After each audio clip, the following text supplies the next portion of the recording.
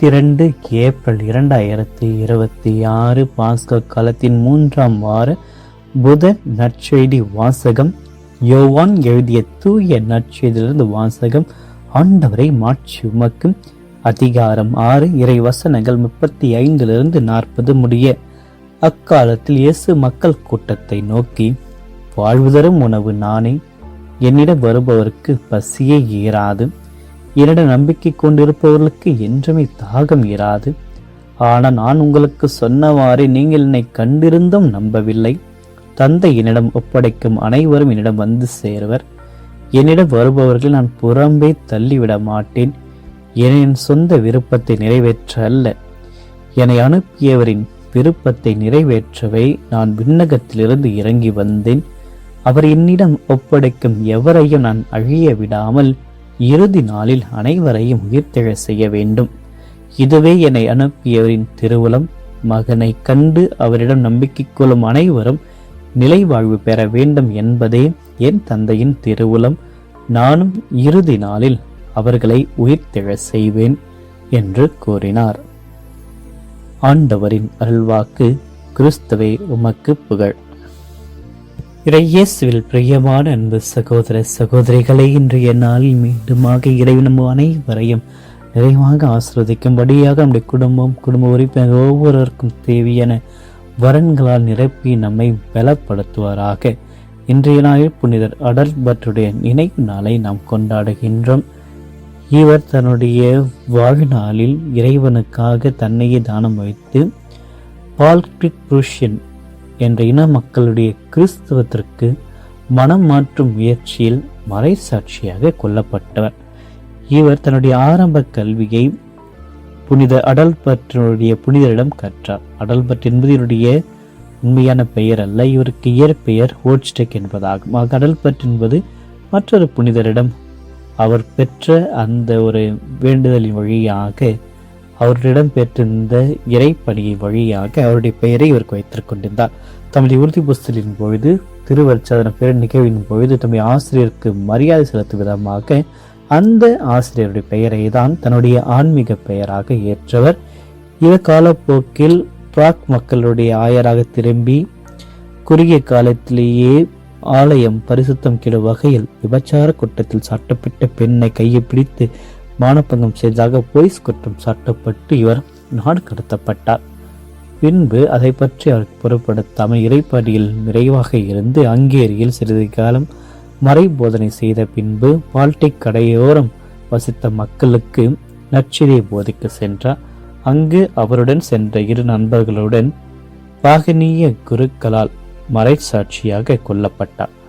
இவருடைய நாளில் நாம் ஆண்டவரிடத்தில் தேவையான மன்றாட்டுகளுக்கு செபித்து, இவரை போன்று எந்த துன்பம் வந்தாலும் இறைப்பணியை உயிர் போனாலும் பொருட்படுத்தாமல் நிறைவாகவும் நிலையாகவும் செய்கின்ற பாடத்தை இவருக்கு நாம் கற்றுக்கொள்வோம். இன்றைய நற்செய்தி வழியாக இறைவன் அனைவரையும் மற்றொரு இறை சிந்தனைக்கு அழைக்கின்றார்.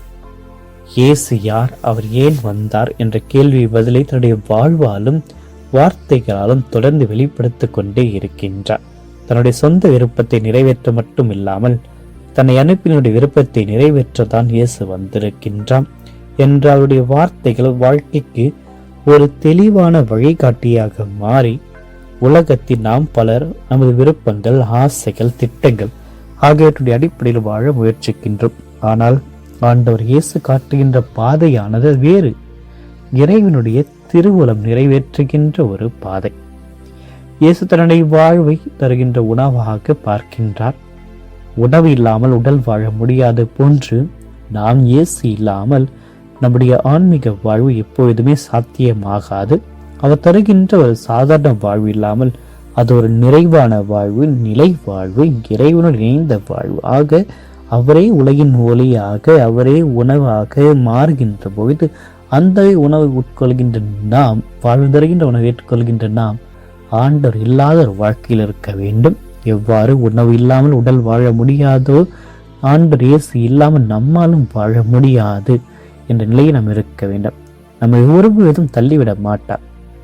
என்னிடம் வருபவரை நான் புறம்பே தள்ளிவிட மாட்டேன் என்று இயேசு உறுதியளிப்பதை நினைவில் கொள்வோம்.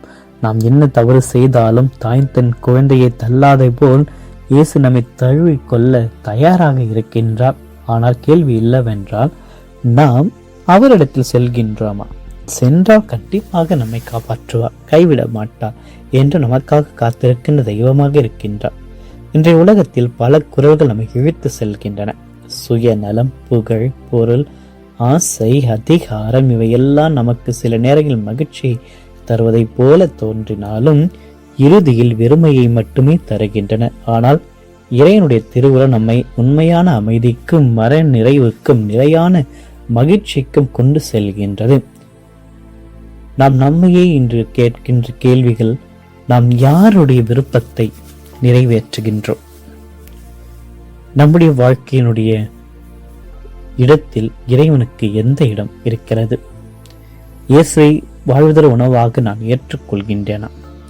ஆக இது போன்ற சிந்தனையை நாம் திரும்பி கேட்கின்ற பொழுது அதிக நிலையில் நாம் நம்முடைய விருப்பத்தை மட்டுமே நிறைவேற்றுகின்றோம், இறை விருப்பத்தை மறைக்கின்றோம். ஆனால் இன்று இறைவனுடைய திருவுளத்தை நாம் ஏற்க வேண்டும். இறைவனுடைய திருவுளத்தை ஏற்று வாழ்கின்ற பொழுது அவரை முழு மனதோடு முழு ஆன்மோடும் அன்பு செய்ய வேண்டும். அந்த அன்போடு நாம் பிறரையும் அன்பு செய்ய வேண்டும். அதில்தான் இறைவனுடைய திருவுளம் நிறைந்திருக்கிறது. நம்முடைய பாவ நிலையிலிருந்து திருந்தி வாழ வேண்டும். மீண்டும் ஒரு புதிய வாழ்க்கைக்கு காலடி வைக்க வேண்டும். உயிர்ப்பில் காலத்திற்கு நமக்கு இதைதான் மிக முக்கியமாக இறைவன் அழைக்கின்ற ஒரு புதிய வாழ்க்கைக்கு கொண்டு செல்கின்றார். அதில் நாம் நம்பிக்கையுடன் இருக்க வேண்டும். அவ்வாறு நம்பிக்கை இருக்கின்ற பொழுது ஆண்டவர் கூறுகின்ற வார்த்தை, இறுதி நாளில் அவர்களை உயிர்த்தெழ செய்வேன்.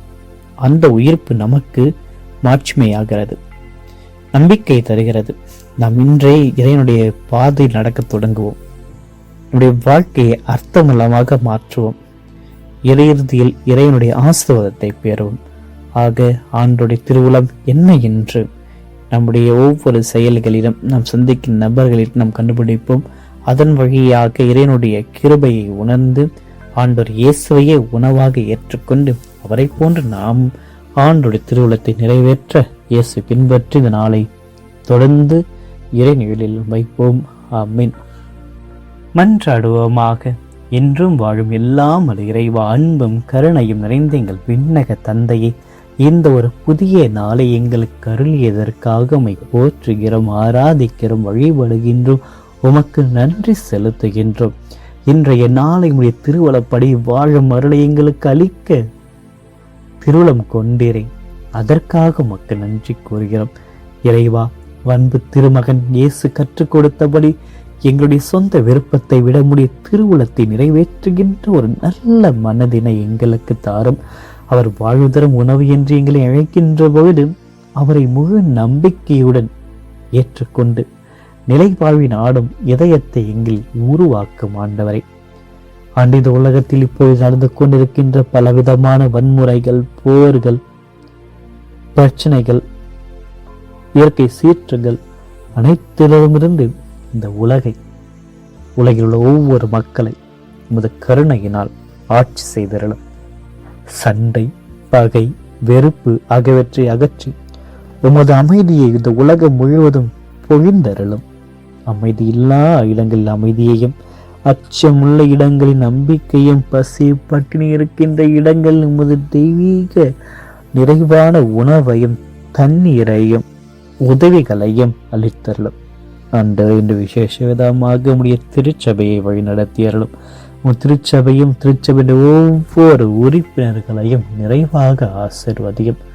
ஆண்டவரே, நீர் அவர்கள் அனைவரையும் உம்முடைய திருக்கரத்தினால் ஏற்று தவறுபடுபவர்களை திருப்பி நடத்தி பலவீனமானவர்களை வலிமையும், சேவை செய்பவர்களை உற்சாகத்தையும் அளிக்குமை பார்த்து செபிக்கிறோம்.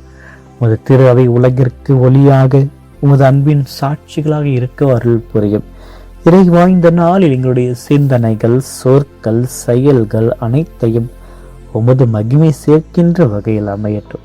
நாங்கள் எங்களுடைய உடல், பொருள், ஆவி, எங்களுடைய பயணங்கள், பொருட்கள், சிந்தனைகள் அனைத்தையும் உடைய கரங்களில் ஒப்படைக்கிறோம். நீரே இதை ஆசிர்வதியும், நீரே இதை பலப்படுத்தும், நீரே உமது விருப்பப்படியே எங்களை ஆட்சி செய்தல்லும்.